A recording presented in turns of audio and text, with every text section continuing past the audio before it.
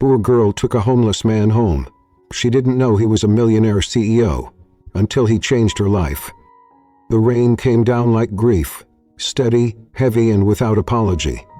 Eleanor Hart, 52, soaked through her bakery uniform and carrying a paper-wrapped sandwich she couldn't afford to replace, ducked into the alley behind Jackson Street Market. She didn't see him at first. Not until she slipped. Her knees hit the pavement. Her bag burst open, the sandwich gone, but what made her freeze wasn't the pain. It was the voice. "Are you hurt?" From behind a stack of crates, a man emerged, barefoot, bleeding from the ankle, coat soaked. "I'm fine," she lied, kneeling in the mud. "You look worse." He shrugged. "It's temporary." He pulled tissues from her purse, dabbed the wound. "So is this city. So is being broke." Then he smiled, just slightly, as if her words reminded him of something long buried. He stood, offered him the sandwich. He hesitated, then took it. Quiet, grateful. He turned to leave, then paused. "What's your name?" He hesitated. She didn't know that he had just given her last meal to the missing CEO of a billion-dollar tech company. He would give her everything else. Chicago always had a way of being too much. Too cold in April. Too gray in the mornings. Too fast for people like Eleanor Hart, who still made coffee the old way. Stovetop slow, with cinnamon and silence. It had been 3 months since the bakery closed. 6 weeks since her unemployment ran out. 4 days since she gave herself permission to hope again. Now, under a stubborn spring rain that made the gutters groan and the sky look bruised, she was already regretting the optimism. The job interview was at 9:00. She'd bought the sandwich at the corner deli out of guilt, not hunger, knowing she couldn't afford both groceries and bus fare this week. But she told herself it was fuel. Hope required energy. The shortcut through the alley was a gamble. She'd walked it once before, years ago, still remembered the smell of wet cardboard and old tomato sauce, like the ghost of last week's pizza. And then her foot hit something slick. Her legs went out from under her. The sandwich bag flew. Her knees hit pavement hard. She gasped, not from pain, from shock. And from, "Yeah, are you hurt?" At first she thought she'd imagined it. Then she saw him. A man, huddled behind a stack of discarded crates and flattened boxes. He looked like part of the alley until he moved. He wasn't young, early 50s maybe. Same as her, but something in the way he held himself, like someone used to standing tall, now folded in half by something invisible. His coat was soaked through, his hair clung to his forehead. One foot was bare, the other wrapped in what looked like a shirt sleeve. His ankle was bleeding. He sat up slowly, brushing gravel from her palms. "You're bleeding." He looked down at the wound and back at her. "So are you." Only then did she notice the cut on her hand. They both laughed, small, stunned, ridiculous laughs, the kind you share with strangers when life makes no sense. She pulled a travel-sized tissue pack from her purse, unzipped a pouch for hand sanitizer, found a "I've had worse." "I haven't," she muttered, dabbing his ankle. "Not physically, anyway." He didn't ask what that meant. Didn't need to. He glanced up, squinting at the bruised skyline. Figures. First interview in a month and I show up looking like I got mugged by gravity. The man smiled, but she caught it. It was the kind of smile people had when they'd forgotten how to. "You live around here?" she asked. "For now," he replied. It was everything. I like to think some things aren't." That surprised her. There was something about the way he said it, not hopeful, not bitter, just quietly defiant, like someone who'd lost a lot but refused to lose one more thing. "You have a place to go?" He shook his head. "Not today." "You eaten?" He glanced at the sandwich still in its wrapper, now half damp. "No." She stood, brushed off her skirt. "It's just egg and avocado, nothing fancy." He said nothing, just took it when she offered, his fingers lingering on the paper like it was a gift. They stood in the rain like that for a while, two people too old for dreams and too stubborn for despair. She didn't ask his name. Not them. It was only when she turned to leave, stopped herself, looked back and said, "I'll be back this way around 5. And then, like an afterthought, "What should I call you?" He hesitated. She nodded. "I'm Elms." And just like that, she walked away. But something about her gait, uneven, limping slightly from the fall, made him believe she'd come back. She did. At 5 o'clock the city had shifted. The rain slowed to a drizzle, the alley's puddles now mirrors of rusted fire escapes and broken neon. Michael was still there, or maybe he hadn't been, but he'd returned, and that's what mattered. Ellie carried 2 paper bags from a church kitchen she volunteered at on Fridays. She handed one to him and sat on the crate beside him like it was the most natural thing in the world. They didn't talk much. He said he liked the soup, she said it tasted like guilt and celery. They both smiled. So she asked eventually, "What's your story?" He stared straight ahead, took a wrong turn somewhere. "Vague," he said. When deliberate, she shrugged. "Fair." Then, "My husband left me on a Tuesday. Said he didn't want to be married to someone who smelled like flour all the time." Michael looked at her. "What happened?" "I kept baking," she said, "just in smaller kitchens." That night when she stood to go, she paused. "I've got a couch," she said. "Not much else, but it's dry." Michael hesitated.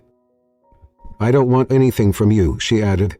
"I just don't believe people should freeze to death because life knocked them sideways." Still, he didn't answer. So she gave him an out. "Think about it," he thought, for an hour. Then, barefoot and carrying the paper bag she'd left behind with the soup, he knocked on the door of a small walk-up apartment above a closed bookstore. He opened it before he could knock twice. "Rules," she said without preamble. "No lying, no stealing, no weird energy. Then come in." The apartment was small, cozy in a cluttered way, the kind of place where everything had a story and none of it matched, from the teacups on hooks to the old quilt draped over the second-hand couch. She handed him a towel and pointed to the bathroom. Later, when he emerged, still damp, still half-guarded, she had folded a blanket on the couch, set a cup of tea on the table, and gone to her own room without another word. Michael stood in the living room alone, looked at the books on the shelf, the framed photo of a younger Ellie holding a tray of pastries in front of a window that no longer existed. He sat on the couch, held the mug in both hands, and stared at the steam. He wasn't sure how he got here. He only knew one thing. He didn't want to leave. Shouted for strangers. Vulnerability meets dignity, the beginning of quiet trust. The couch creaked under his weight, not from age, but from unfamiliarity. Michael Brandt had once sat in boardrooms with chairs that adjusted to posture, temperature, and ambition. Now he shifted awkwardly on a faded floral sofa that smelled faintly of cinnamon and something older, perhaps memory. He didn't belong here. But he wasn't ready to leave either. A folded blanket rested on the armrest. A chipped blue mug steamed gently on the coffee table. A post-it was stuck to the rim. "There's sugar in the cabinet if life needs sweetening." Michael stared at it for a long time. That kind of note didn't come from someone polite. It came from someone who had been through hell and decided to bring humor instead of bitterness back with them. He touched the rim of the mug with his thumb, not sipping, just holding. The warmth traveled into his bones, deeper than he expected. Ellie hadn't said goodnight. She hadn't asked if he was okay. She hadn't interrogated him with pity or interest. You just let him be. He wasn't used to that. People always wanted something: status, money, answers. He wanted none of it. It unsettled him. It comforted him. He didn't sleep, not really. Just closed his eyes and let the darkness hum softly in his chest like it had when he was younger, before the weight of titles and shareholders and lawyers turned silence into threat. Somewhere around 4 a.m. he drifted into something like sleep, shallow, dreamless, a place between forgetting and remembering. The sound of soft steps and the smell of fresh coffee pulled him back. "Morning," Ellie's voice called out, casual, like they were housemates in some alternate life. He sat up slowly, The blanket had been pulled higher over him sometime in the night. He didn't remember doing that. "Didn't mean to wake you," she said, already dressed in jeans and a hoodie with a fading bakery logo that read Sweethearts. She placed a plate on the coffee table. Toast, one slice buttered, the other not. "I wasn't asleep," he replied, rubbing his eyes. She didn't ask why. "You're welcome to stay tonight again if you want," she said, flipping through a notebook, pen tucked behind her ear. "I've got a tutoring shift downtown. I'll be back by 5. There's cereal in the cabinet and leftover soup in the fridge. The green Tupperware, not the blue. The blue's been in there a while." He watched her move. Efficient. "Are you doing this?" he asked quietly. She paused, looked at him, then shrugged. "Because people helped me once. And because you didn't lie." It's still better than pretend. He didn't know how to respond, so he didn't. Ellie gathered her bag and keys, paused at the door. "You look better." Michael blinked. He smiled. "Just saying, the rain didn't win." And then she was gone. The apartment settled into silence again, the kind Michael once would have filled with meetings and calls, and 3 devices all pinging at once. Now he sat in that quiet and listened to the radiator hiss and the clock tick. He found himself moving around the apartment not as an intruder, but as a careful observer. The kitchen cabinets didn't match. One drawer stuck. The fridge had a magnet from a Nashville motel and a faded photo of a girl who looked like Ellie holding a whisk taller than her face. On the bookshelf, cookbooks, a Bible, dog-eared romance novels, and a thick binder labeled 2017 Taxes. "Do not open unless offered." In the bathroom he found a clean towel already laid out. He had done that before she left. And still Asa got.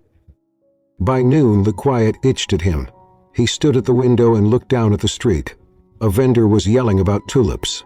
A child ran past with a paper crown. Michael's fingers twitched. The same old reflex to pick up a phone, check data, move capital. Instead he opened a book. He chose one at random, the Bread Bible. Page upon it had become but he was bookmarked with a receipt for almond flour and a list that read, "Water bill. Check in with mom's hospice nurse. Fix back door. Ask if for love needs to be loud to be real." He reread that last line 3 times. And then he closed the book. That afternoon he washed the dishes. Not out of obligation. Out of something else. He even wiped the counters, folded the blanket on the couch, picked up a fallen plant and trimmed its dying leaves. By the time Ellie returned at dusk, the apartment looked quietly better. Not changed, just seen. He entered with a bag of groceries and paused. He didn't say anything, just handed her a cup of tea. He nodded, felt wrong not to. He gave him a long look, the kind that scans, not judges. "I didn't expect that. You expected me to sleep and disappear." "Expected nothing," she replied. "That's the deal. No pressure, no explanation." And yet he felt the weight of what he hadn't said. Not his name, not who he really was, not why the scar on his left hand had faded under 1,000 signed contracts. So he said something else instead. "Your fridge leaned to the left."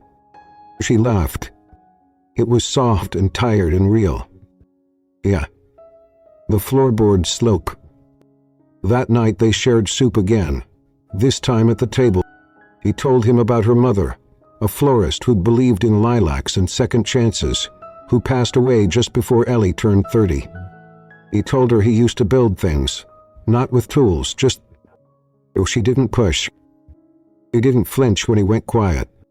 He just poured him more tea. When she stood to clean up, he reached for the dishes first. He looked surprised. Then she smiled again, the same small, lopsided way she had that first morning. "You're not what I expected," she said. He hesitated. "What did you expect?" "Honestly," she said, taking the towel. "Someone broke in." Michael dried his hands, looked down at the old linoleum, then back at her. "Maybe I am," he said. He shrugged. "So was I. Once." That night he slept better. Not deeply, but enough. Enough to dream of flower-dusted bookshelves, and the faint sound of laughter coming from a kitchen that didn't judge him. And in the dream he wasn't anyone but Michael. No empire, no headline, no missing CEO. Just a man beneath the rain watching the light come back, slowly, stubbornly, in the windows of a woman who believed in kindness without contracts. Chapter 2, Coffee and Clues.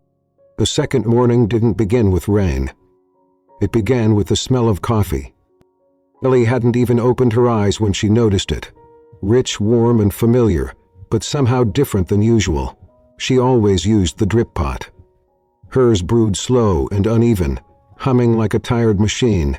This smelled sharper, precise. She threw on her robe and padded barefoot into the kitchen. Michael was standing over the stove, barefoot, calm, stirring the contents of a small metal pot with practiced ease. The mug beside him steamed. He'd already poured hers. "Mormon," he said, not turning around. He blinked. "You made coffee?" "I found the beans, washed the pot. The filters were in the wrong drawer, by the way." He leaned against the doorframe. "They've always been there." He glanced at her, smirking faintly. Still wrong. Ellie accepted the mug he offered. Warm, smooth, strong. Not bitter, not too dark. "This is really good," she said, surprised. "It's Turkish," he replied, sitting at the table and folding his hands like he'd been doing it for years. "You're full of surprises." He didn't answer, just took a slow. He sat across from him, eyeing him over the rim of her cup. His posture was straight, hands clean. His shirt, though wrinkled, had been buttoned precisely, his hair combed with the kind of parting that doesn't happen by accident. Something was off. Something had always been off, but it hadn't mattered, not when he was curled up behind the crates in the alley, bleeding into newspaper. Now, Ellie opened her notebook on the table, flipping to the section where she kept her interview schedule. She had 3 next week, none she was excited about. Michael leaned forward, eyes scanning the page. "This one. Grayson and Petty," he said, pointing. "They went through 3 rounds of layoffs last year. Cut pensions and slashed health benefits. You'll get lowballed." He stared at him. "I read about it," he added quickly, a little too quickly. "Months ago." He tilted her head. "You read pension reports." "Your father used to follow the market," he said, sipping his coffee like it explained everything. "People don't casually follow HR decisions unless they work in HR or run companies." He said nothing. He closed her notebook, suddenly more alert than she wanted to be. "What did you do before all that?" Michael hesitated. "I consulted." "Consulted what?" "Systems. Struck. You mean business?" "In a way." "That's vague," she said, voice light but pointed. "It's deliberate." He smiled, but it didn't reach his eyes. They ate toast in silence. Later, while he was folding laundry on the couch, Ellie pulled out her laptop at the kitchen table. She had a few resumes to update and a broken email account to troubleshoot. The mousepad stuck, and the screen lagged when she opened Chrome. Michael walked by, glanced down, and stopped. "Your RAM is overloaded," he said casually. "You've got too many startup programs running in the background. That's why it's lagging." She turned in her chair. "And you know that because I've dealt with tech teams before," he said, kneeling beside her. "Mind if I take a look?" She moved aside. In less than a minute he was moving through control panel settings, disabling services, cleaning caches, even updating BIOS firmware. Ellie watched his hands. His fingers moved with too much certainty. This wasn't YouTube taught. This wasn't "I'm good with computers." This was professional. "You're not some ex-librarian or burned-out barista," she said, softly. Michael looked up.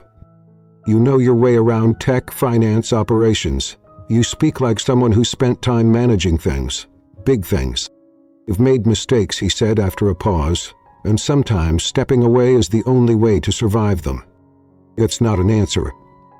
It's the only one I can give right now." Ellie closed the laptop, but her mind was wide open. After lunch she left for errands. She said she needed soup ingredients, but in truth she needed space. He walked 3 blocks to a newsstand. The man who rang it Mr. Clyde was folding tabloid pages.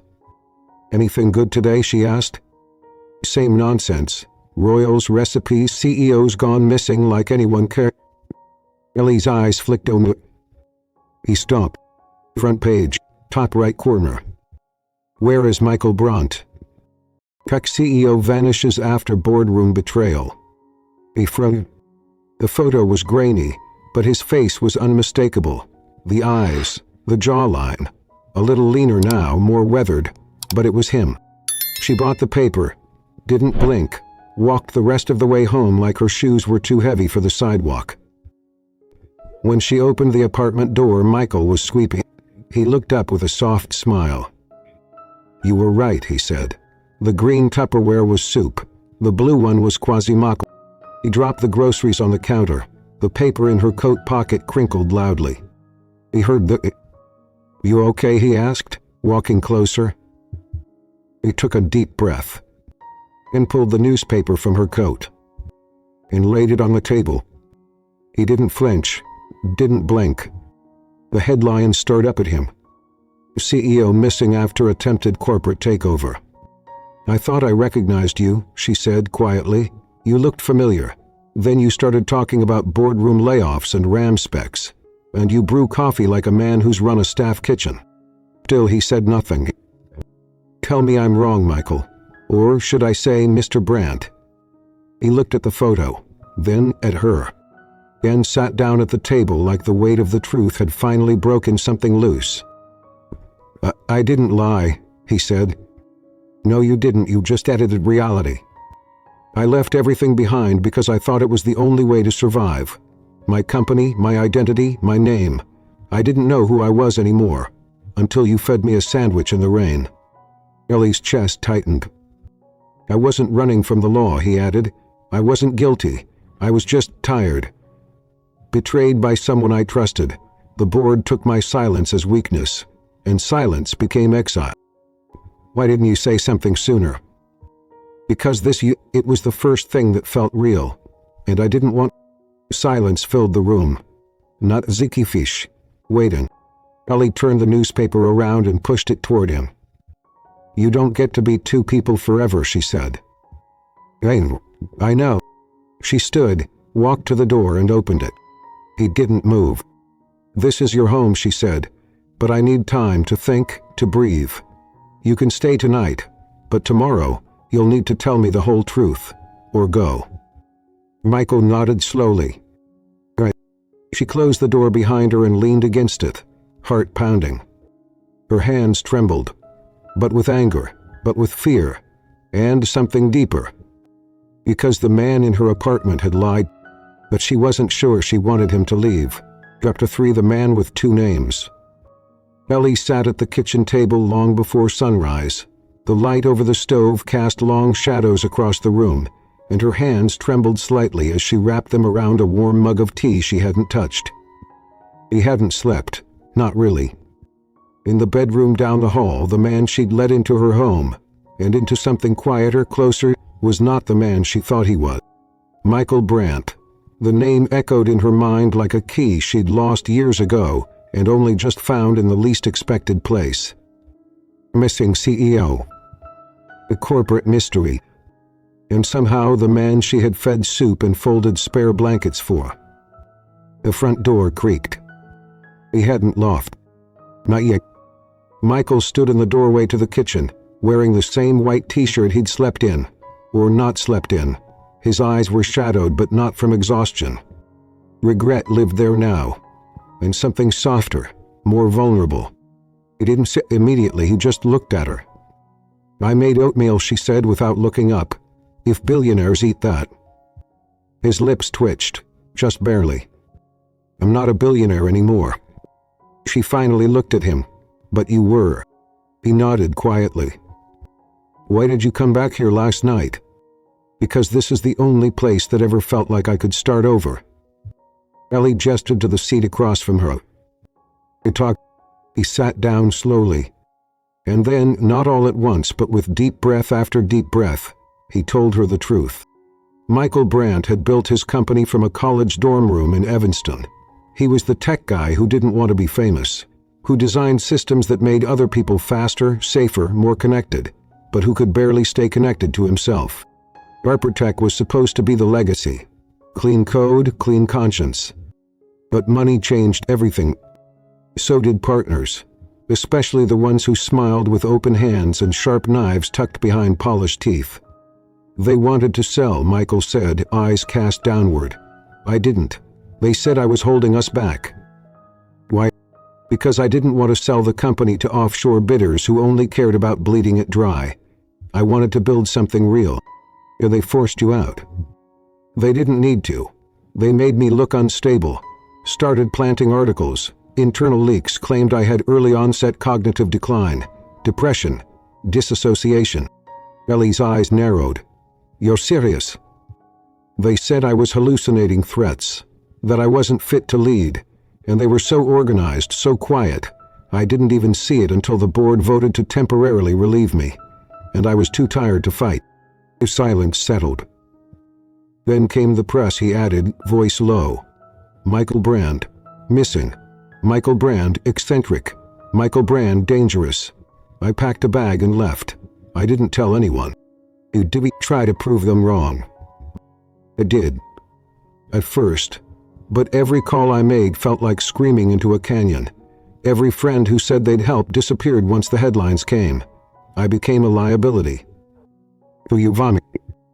I didn't know where else to go, I just kept walking. He looked up, meeting her eyes. Until I landed in an alley behind a bakery, and a woman who smelled like cinnamon offered me her last sandwich. Ellie's throat tightened. I didn't want to lie to you, he said, but I also didn't want to ruin the only thing that's felt true in months. You were living under my roof. Yes, and you let me believe you were just zip. I am broken. He closed her eyes, but not in the way I thought. I'm sorry. For a long time, neither of them spoke. Then she pushed her tea aside and stood, walking to the window. Outside, the first sliver of sunlight broke through the early fog, the kind of light that didn't rush in, just waited patiently at the edge of the world. I've been lied to before, she said softly, by men who promised to stay, by people who said they loved me until love became inconvenient. I'm not them.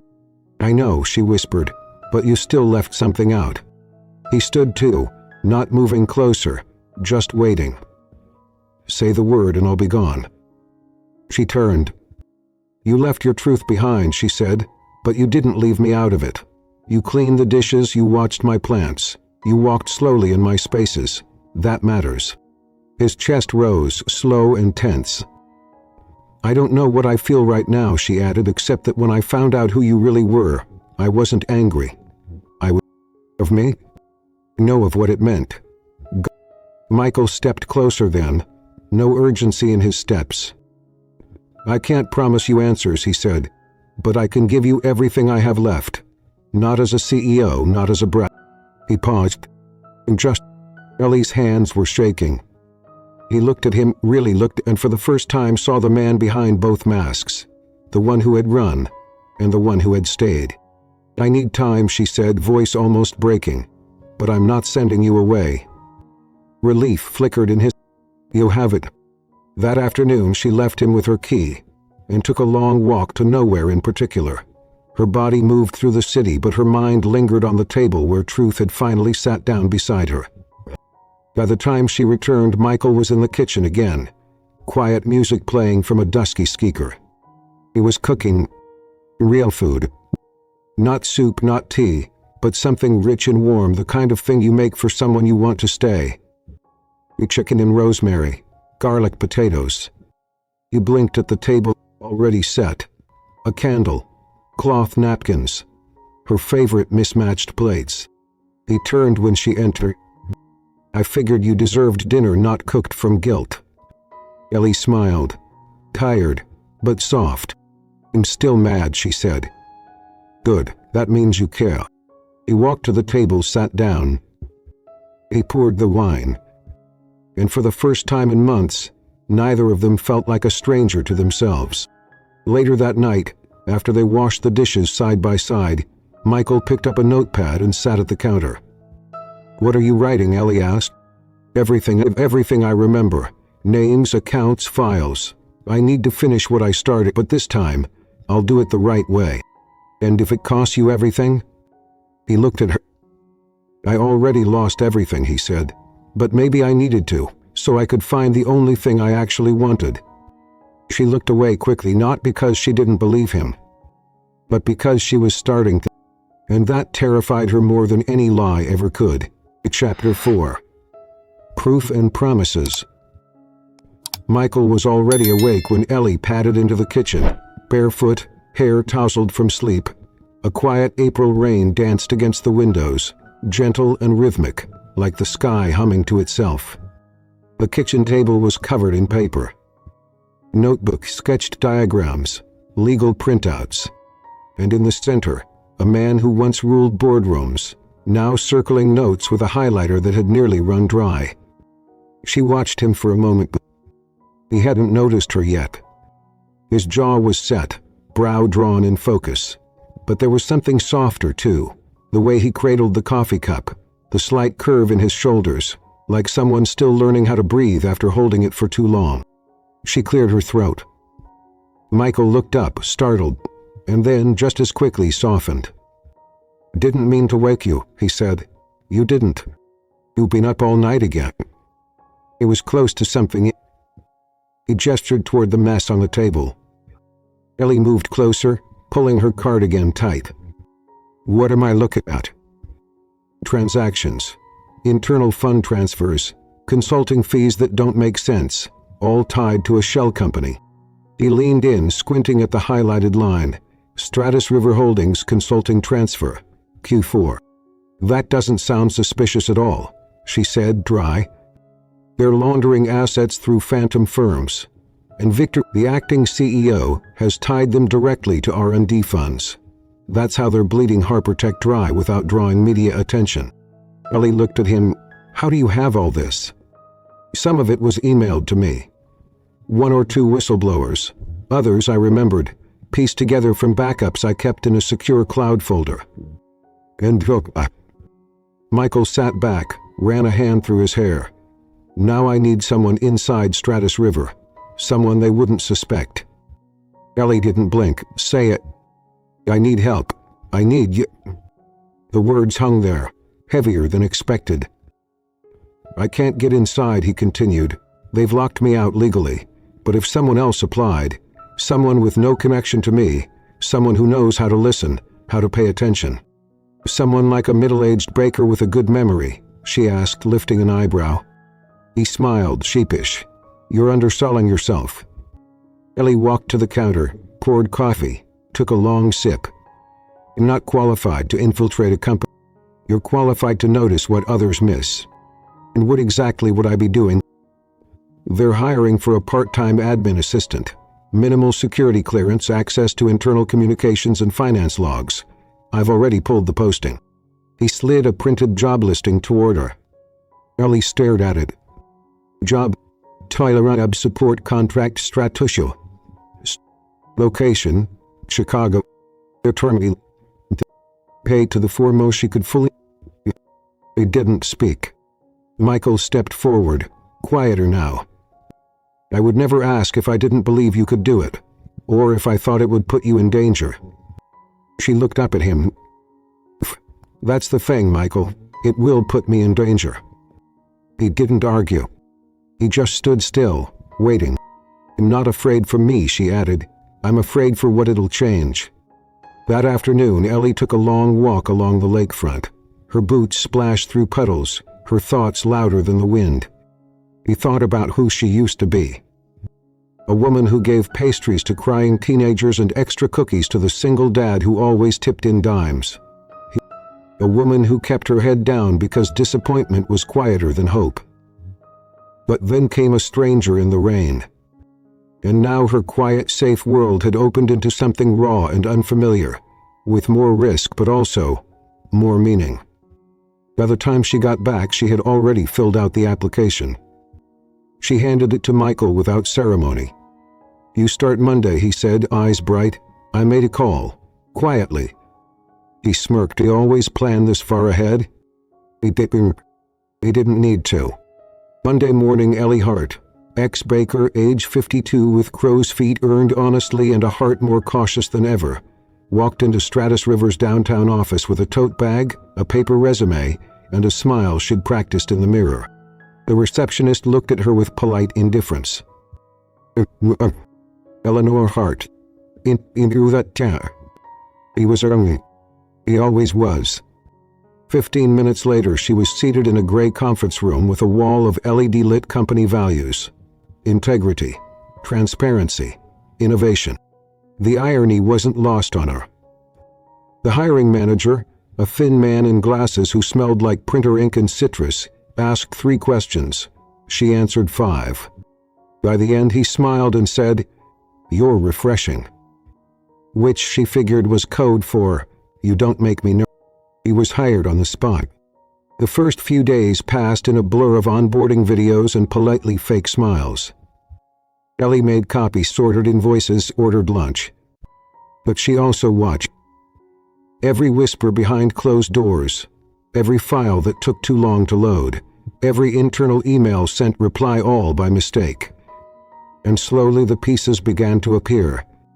On day 6, she found the name Victor Arden in an expense log she wasn't supposed to see.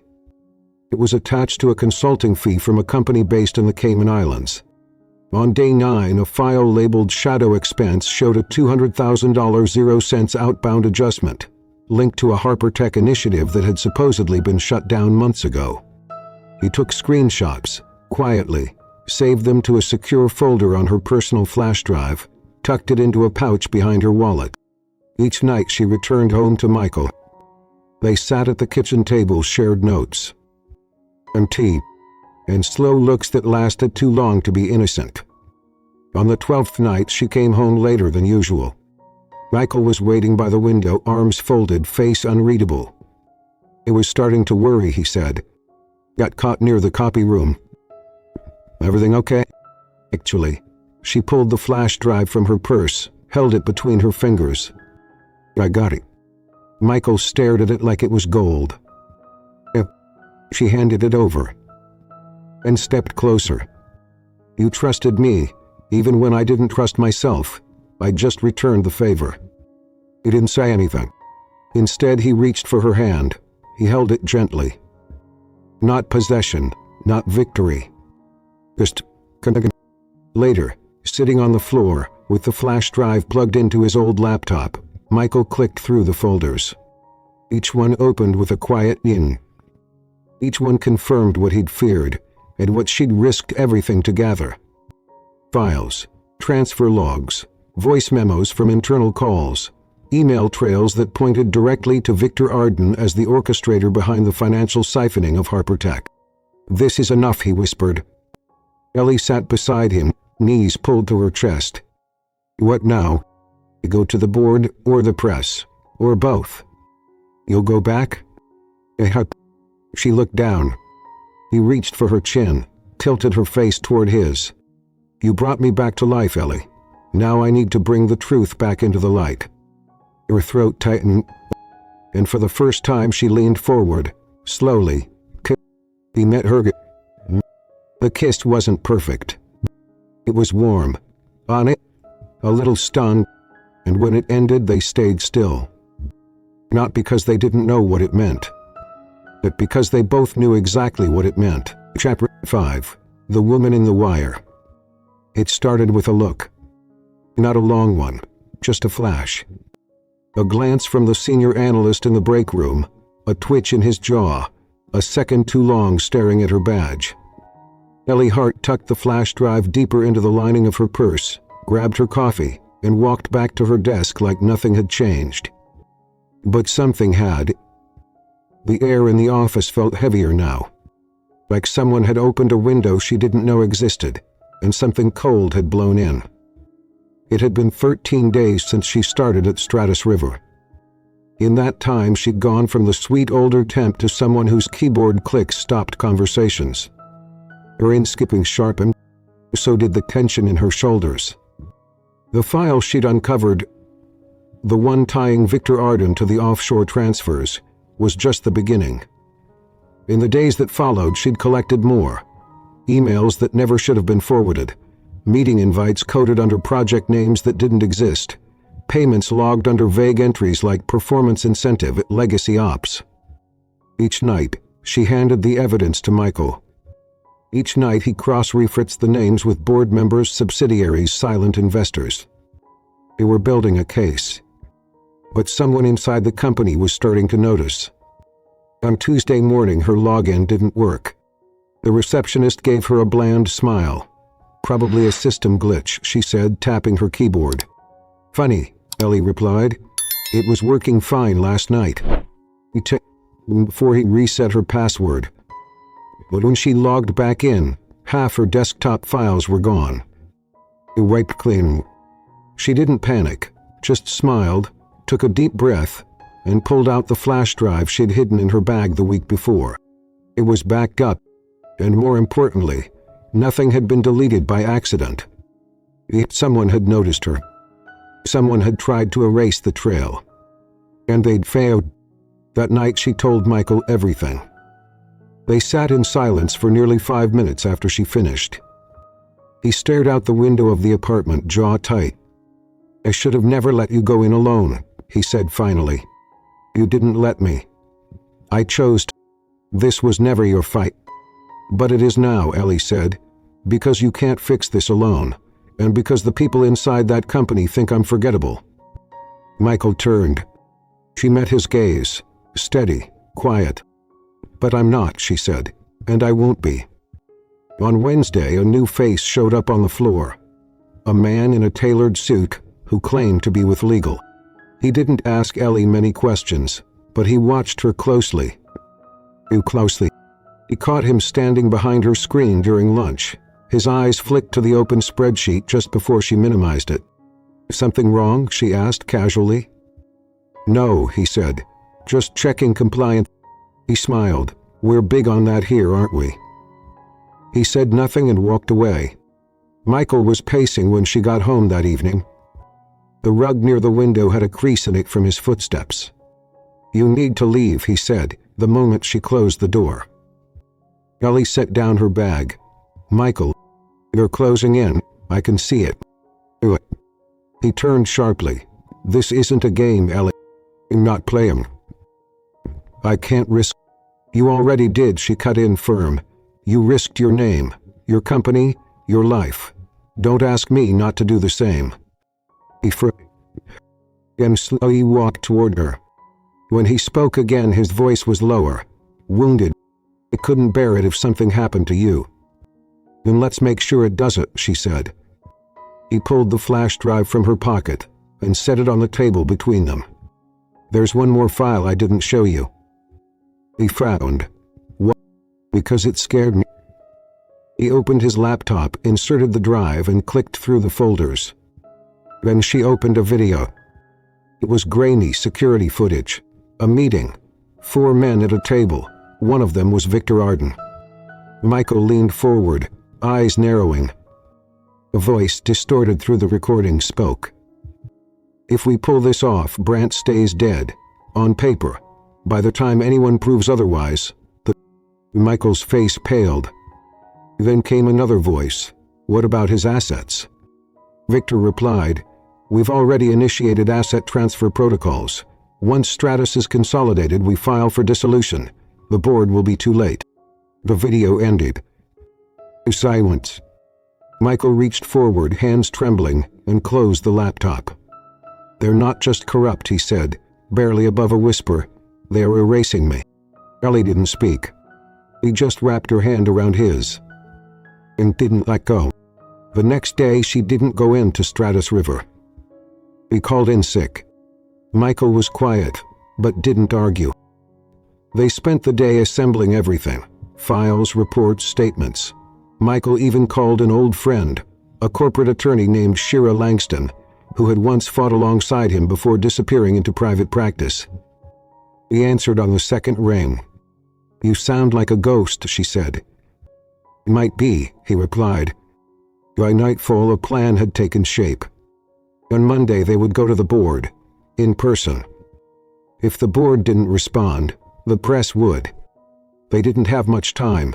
Word was getting around. and the more they waited, the more ground they'd lose. But they had the truth. And each other. That night, Ellie couldn't sleep. He walked into the living room, sat beside Michael on the couch. The laptop glowed faintly on the coffee table. A digital map of Harpertech's organizational chart pulsed on the screen. He looked exhausted. So did she. And yet neither of them moved away. "You me?" she asked quietly. "Of all people you could have trusted." He didn't answer right away. Then he turned to her, eyes clear. "Because you saw me before you knew my name. And you stayed." Ellie felt something stir in her chest. Old fear. New hope. "Because you were real," he added, "and I forgot what real felt like." She leaned her head on his shoulder. Not because it was safe, but because it was time. Chapter 6. Exposure. The elevator doors opened with a soft chime, too gentle for what was about to unfold. Michael adjusted the cuff of his blazer. It was the first time in over a year he'd worn a suit. Not one tailored for press appearances or product launches, but for war. Beside him, Ellie stood calm but alert. Her hair was pulled back, her expression composed. In one hand, she held the slim leather folder that carried everything: the emails, the files, the transfers, the footage. Poop. The other hand brushed lightly against his. "You don't have to do this alone," she whispered. Michael didn't speak. He just nodded and stepped out onto the 43rd floor of the Harpertech building. His building. The receptionist behind the marble desk didn't recognize him. Neither did the two security guards flanking the boardroom entrance. They barely glanced up until Michael walked past them without slowing. "Sir, you can't."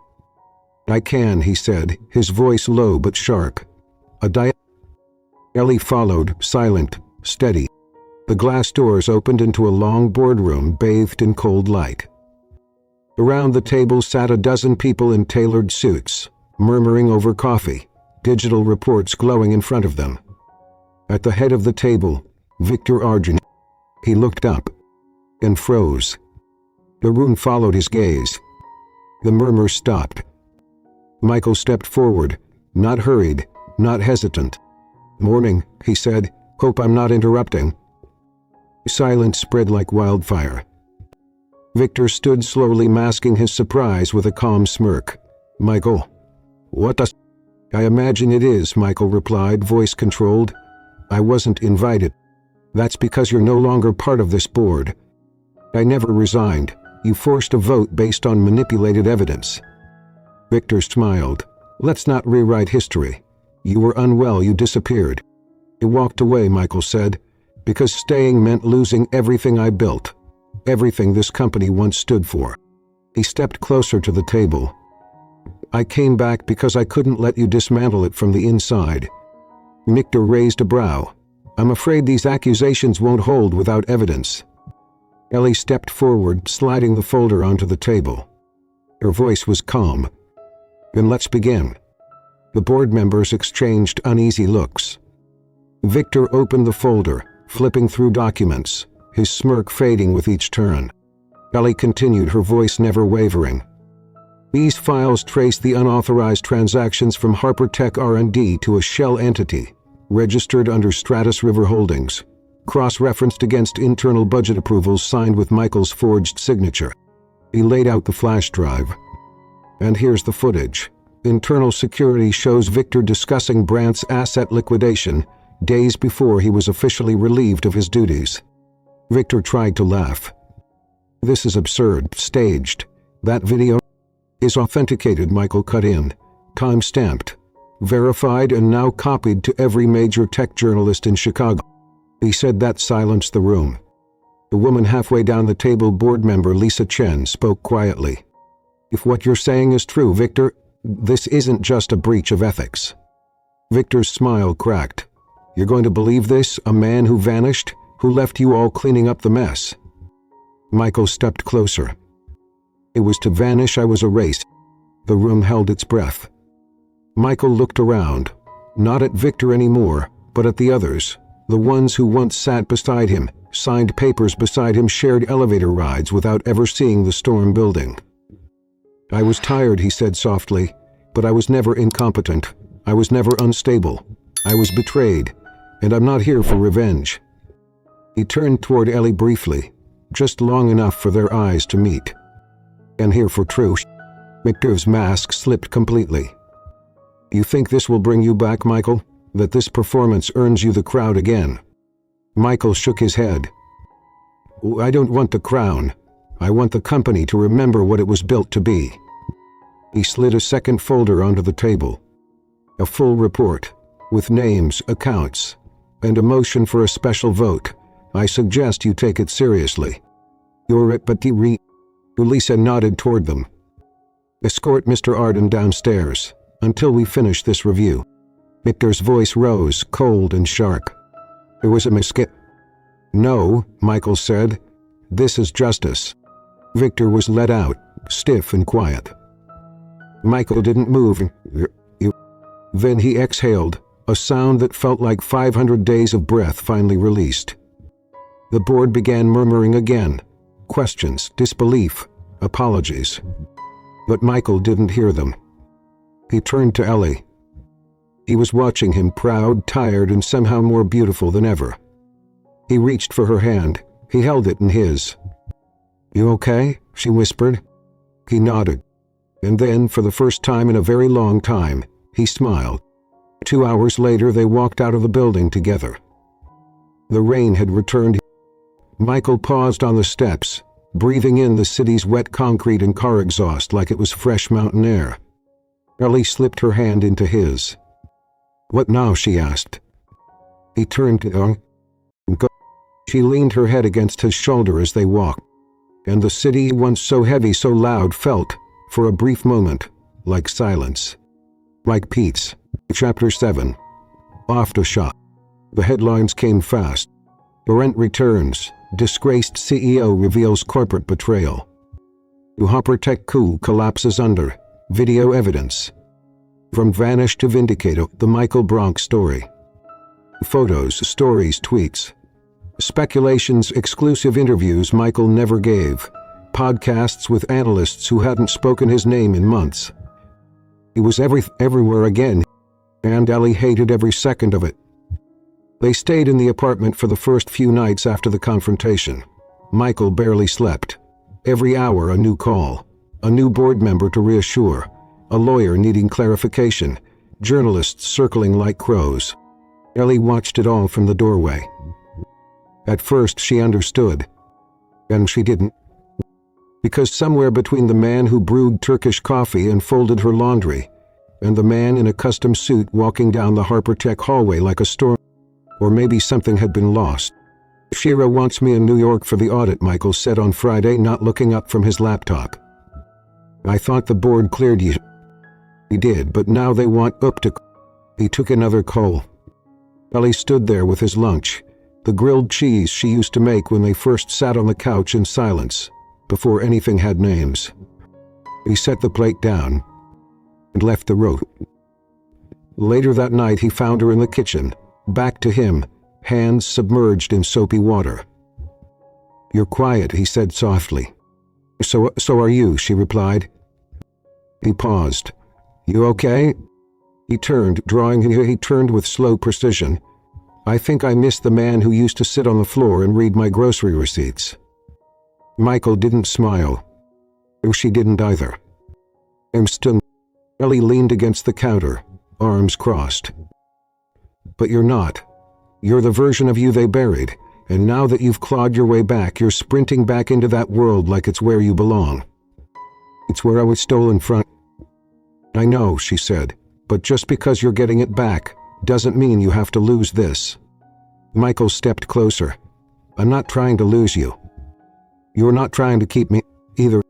But stopped him. Her voice was soft. "You came back to reclaim something, Michael, and you did, but you need to decide who you're going to be now. Because I didn't fall for the man in the headlines. I fell for the man who listened, who stayed quiet with me, who never needed to prove a thing." He swallowed. "I'm not asking you to shrink. I'm just asking you not to disappear again." Michael reached out, gently touched her arm. "I don't know how to be both." "Then maybe," she whispered, "it's time you learn." The next morning, Ellie didn't make coffee. He left a note on the counter. He went for a walk, be back later. But she didn't come back that night. Or not to him. He stayed at a friend's place, an old co-worker from the bakery who now ran a pop-up bread truck near Lincoln Park. They didn't talk much. Ellie just sat at the small table, helped fold napkins, and let the silence fill her again. That night she lay in a borrowed room with a soft comforter and a view of the alley where she once fell. The same alley where a man with bleeding ankles and eyes like calm winter storms first asked, "Are you hurt?" And not, she was, not because he lied, but because she believed too quickly that quiet love could survive the noise of the world. Once, she needed space. She needed to know that if he came after her, it wasn't out of guilt or habit, but because he still remembered the version of himself who had once felt safe in silence. 2 days passed. On the third morning, a knock. Not urgent. Not slow. Anyway, Ellie opened the door. Michael stood there. No suit, no phone, just a folded piece of paper in his hand and the kind of eyes that looked like they'd finally stopped running. "I'm not here to fix it," he said. "I'm here to start over, if you'll let me." Oh, she didn't answer. They stepped aside. He sat on the edge of the couch, the way he used to when he was unsure of his place in her space. "You've been reading our notes," he said. "The old ones, on the backs of receipts. You wrote one that said, 'Don't forget who you are just because they remember your name.'" He blinked. "I don't remember writing that." "I do," he said, "because I forgot it." He set the paper down in front of her. It was a resignation letter. Voluntary. "Once the final vote clears, I'm stepping down. For good." Ellie looked up. "You're leaving Harper Tech." "Got justice. I don't need the crown. I need to breathe, and I can't do that where everyone wants a piece of the man I used to be." Her eyes shimmered. "You'd go to do that for me." "Not," he said. "I'm doing it for the man who sat on your couch and realized he'd spent most of his life building things for other people, and nothing that let him feel." He sat beside him. He didn't speak. He didn't run. But finally she whispered, "What will you do now?" Michael smiled. "Something smaller, something real. Maybe teach, maybe write. Or maybe," she said, teasing, "open a coffee shop where the muffins are too dry, and the owner can't stop offering unsolicited life advice." He laughed, the first real laugh in weeks. "You'd come?" he asked. She leaned her head against his shoulder. "I'd build it with you." That night they walked together along the street behind her friend's apartment. The alley was quieter now, still stained with city noise, but less cruel than before. They paused by the old stack of crates. He looked down at the place where she first found him. And she took his hand. "You know," she said, "when I saw you bleeding in the rain, I thought, here we go again. Another man I'll try to save, who'll leave anyway." Michael looked at her. "I'm not leaving." He smiled. "I know." Chapter 8. What Remains. The keys jingled, like a bell of promise. They were scratched, bent a little on one side, attached to a tag that read, 35B, Back Alley Cafe. Back Alley Cafe. Smudged. Ellie turned the tag over again in her hand. "You really doing this?" she asked, arching an eyebrow. Michael nodded, smiling, not the polished one he once wore on magazine covers, but the small, sheepish smile of a man, still learning how to live without armor. Leasing, not buying. No press releases, no business plan decks. Just coffee, conversation, maybe a shelf of books. Ellie leaned against the doorway of the empty storefront. The place was a square of dust and echoes, once a bakery, now smelling faintly of cinnamon and loss. She inhaled. "Feels like something. Feels like us," he said quietly. They started with soap and paint. No contractors, no decorate, just them, elbow deep in suds, laughing over ancient mop buckets, and finding paint squatches that didn't scream startup chic or reclaimed industrial optimism. Ellie insisted on teal walls, Michael pretended to argue, but let her win. Because the truth was, he liked watching her argue for things she believed in. She came in early each day, hair pulled back, sleeves rolled. He brought breakfast, often burnt toast and overstirred jam, claiming it was experimental cooking. Their hands touched too often to be coincidence. Their silences stretched longer, warmer. And something between them began to settle, not like a spark, but like sunlight through dusty windows. One night, Ellie stayed late sorting through invoices from the previous tenant. He found a stack of old receipts, and underneath them, a note written in faded ink. "This place saved my life. I hope it saves someone else's too." She taped it to the inside of the register drawer. Because it mattered. Because it felt like hope had a history. On a Tuesday afternoon, as they were painting the front window, Michael stood back and squinted. "You ever name something and wonder if it'll hold?" Ellie looked at him. "What do you mean?" He held up the paint-streaked stencil for the new cafe sign. "Gintello," the Italian word for gem. He traced the letters with her eyes. "It fits," she said. "Wait." "Because nothing about us has ever been loud," she said, wiping her hands on a rag. "And yet, we're still here." Opening day came quietly. No grand announcement, no streamers, just a chalkboard outside that read, "But we're open. Come in if you're tired, curious, or heartbroken. We understand all three." The first customer was a woman in her 70s, with a slow limp and a love for black coffee, returned the next day, and the one after. Word spread. Not quickly, but honestly.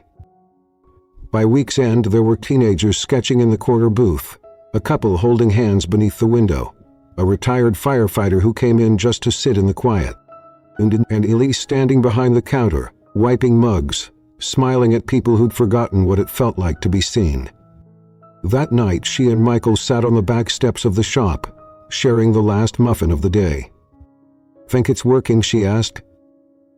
Michael looked through the window at the soft lamplight, the crumpled napkins, the untouched coat on the chair someone forgot in a hurry. "I think we're building something that won't need fixing." A week later, Ellie placed a small shelf by the window. Books, community notebooks, a little sign that read, "Take one, leave one. Write what you don't know how to say out loud." Michael found her there late one night, rereading one of the notes. "I was going to leave town today. I didn't, because of the way your muffin tasted, because the barista smiled, because someone asked how I was and didn't move away before I answered." Ellie folded the page and set it back inside the book. But she didn't cry. But something in her scudded. They worked, they laughed, they fought one over inventory pricing. Ellie wanted to give more away. Michael wanted to stay afloat. He called him a closet capitalist. He called her a romantic anarchist. Then they laughed so hard they forgot what they were fighting about. On the first rain of May, the cafe filled with the smell of cinnamon and wet wool. A young couple got engaged at table 4. An older woman left a bouquet of daisies on the counter with a note. He would have loved this place. And Michael, wiping down the front counter, caught Ellie watching him from the kitchen door. He stepped closer. "You know," she said, "I never thought I'd fall for a man who can't keep the milk order straight. I never thought I'd fall for a woman who gives away 40%. We stepped into him. He wrapped his arms around her, and in the silence that followed, nothing had to be said. Because some beginnings are born not in declarations, but in what remains. That night, as they closed the shop and walked home beneath one umbrella, Ellie paused near the alley where they met. It looked smaller now, less broken, less afraid. She looked at Michael. "Do you remember what you said to me that day?" He thought for a moment. "I think I asked if you were hurt." "You did," she whispered. "And I lied. I said no." She reached for his hand. "But I will." He didn't speak. He squeezed her hand. Neither of them looked back. Chapter 9. The Cabin and the Chair. Autumn arrived with fewer fireworks than Ellie expected. No blazing red trees, no sudden cold snaps, just a slow softening of light, of sound, of breath. The cafe had become a rhythm. Mornings of espresso and dog-eared novels. Afternoons with neighborhood regulars who didn't need menus anymore. Evenings when silence between her and Michael felt as natural as music. She didn't count the days anymore. Not because she wasn't paying attention, but because she didn't want to mark the passing of something that was finally lasting. One Wednesday, a customer left behind a small watercolor sketch. The cafe bathed in golden light, Ellie's silhouette behind the counter, Michael leaning over a table with a cup in his hand. Ellie stared at it long after the shop closed. "That's how they see us," she said softly. Michael stood behind her, looking at the painting over her shoulder. "You?"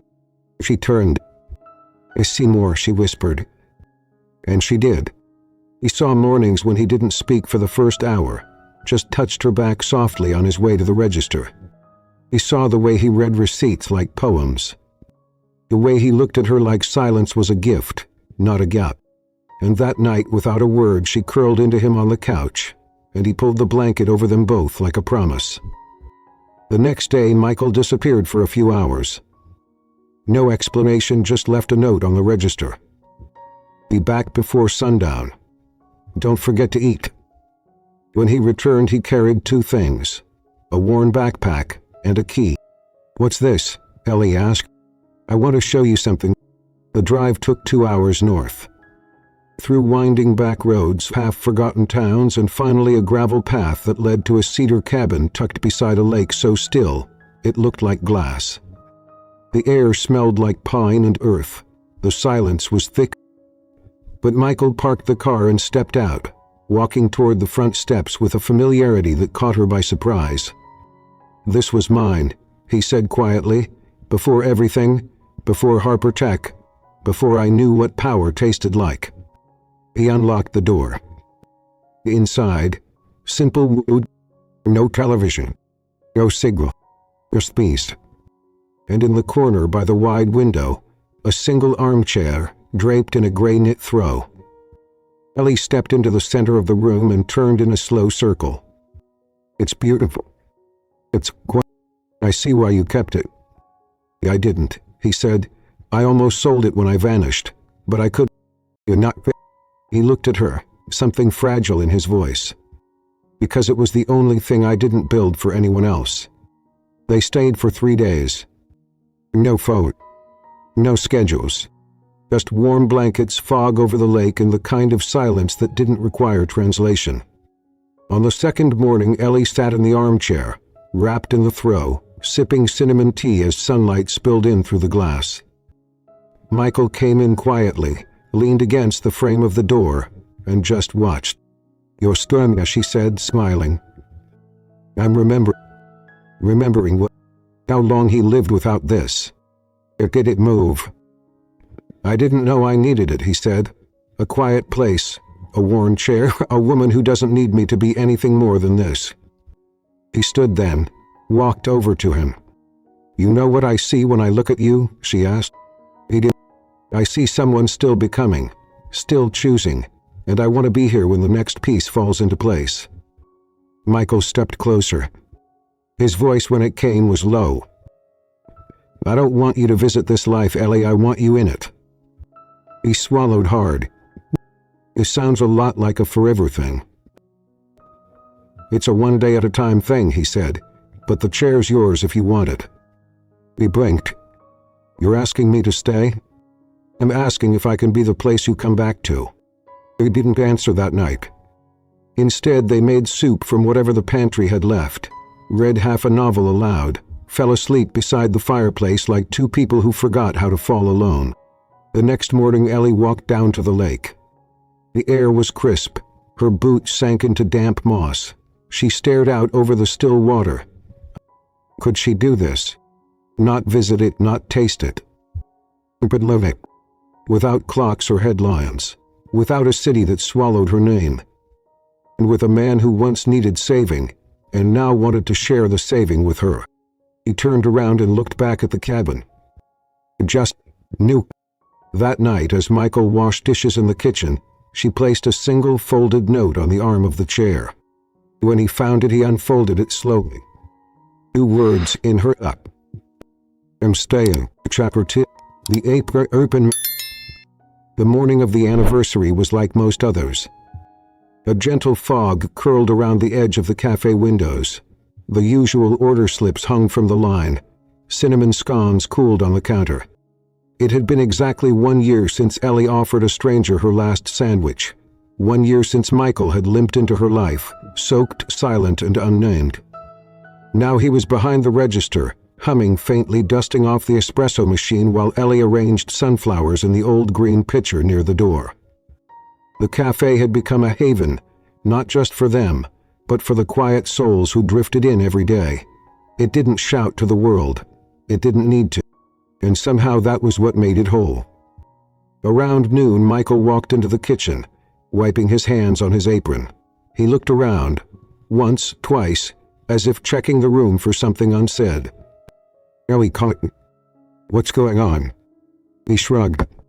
You tell me, she said, pulling a fresh loaf from the... Michael pulled something from his pocket, a small box. Not velvet, but polished, just plain wool. He turned slowly. What's that? He didn't open it. He stepped forward and took off his apron, folding it carefully and setting it on the counter beside hers. Then he looked at her. Not with nerves. Not with rehearsed lines. Just eyes wide open. I used to think I had to build everything with a blueprint, a plan, a pitch. But you taught me the most important things are built with attention, with patience, with mornings that start with burnt toast and a smile. He opened the box. Inside, a simple silver ring. No diamond, no setting, just a slender circle of brushed metal and warmth. This isn't a proposal in the way people expect it, he said. It's an invitation. Ellie didn't move. What? To keep building, he said. One day at a time, no performance, no pressure, just you and me, and this life we're learning how to love. Her eyes filled. He didn't drop to one knee. He didn't ask with a question mark. He offered it. Open palms, soft heart, and waited. Ellie stared at the ring. It didn't scrapple, but it shivered with something deep, something earned. He reached forward and picked it up. He slid it onto her finger. It's a light, she whispered. It should be, he said. And then she smiled. Blow, bright, real. Okay, she said. Let's build. That even, after the cafe closed, Michael brought out a cake from the back. He'd made it himself. It was crooked, lopsided. Looks like a tired volcano. Perfect, he replied. They sat on the floor and ate with their hands. And when the last fork scraped the plate, Michael pulled her close. No more running, he whispered. No more hiding, she replied. And under the hum of the refrigerator and the soft clang of dishes settling in the sink, they began a new chapter. Not with fanfare, but with quiet, with trust.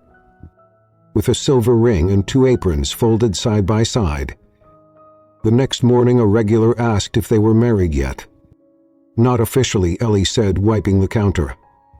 But close enough, Michael added. The customer grinned. Whatever it is, it works. They both laughed. And the coffee that day tasted a little warmer. The man beneath the rain. They never had a wedding. Not the kind with aisle runners and white chairs and champagne flutes. But they had a moment. It happened on a Tuesday. The cafe was quiet. Rain tapped the windows like a lullaby. And Michael, he didn't say a word. Neither did he. But in that breathless stillness, something passed between them. And that was it. That was the promise. Years later, customers still asked if they were married. Sometimes they said yes. He said not legally. Sometimes they just smiled and kept pouring coffee. But they both knew the truth. They had found the kind of love that didn't need explaining, only choosing, over and over again. Every morning, every ordinary day. The cabin by the lake became their second home. A kitty old armchair. And when the world got too loud, they'd pack up a thermos of tea, leave a note on the cafe chalkboard. Gone to breathe. Back tomorrow. and disappear into the stillness that started it all. In time, the cafe became more than a shop. It became a refuge. For widows learning how to eat alone. For teenagers who didn't feel like they belonged in New York.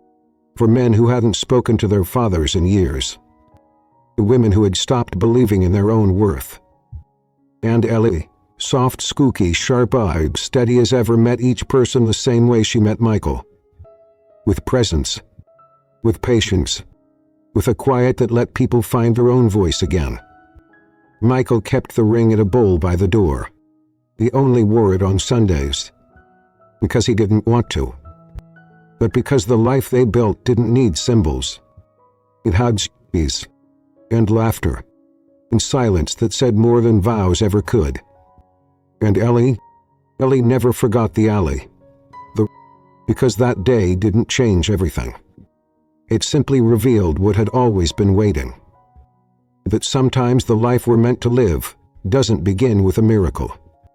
It begins with a pause, a choice, and the courage to say, I see you, stay. Maybe you've loved and lost. Maybe you're still waiting for someone to choose you, quietly, truly, not out of need, but out of knowing. Maybe you've built a life from the ashes of something you never thought would break. This story was for you. Because love, real love, doesn't always come crashing through the door. Sometimes it sits quietly beside you in the dark and waits. Sometimes it makes soup. Sometimes it folds a laundry. And sometimes it arrives barefoot and bleeding in the rain, asking nothing but staying anyway. So if you're reading this with a tender heart, I want you to ask yourself, who are you building with? And more importantly, who are you building for?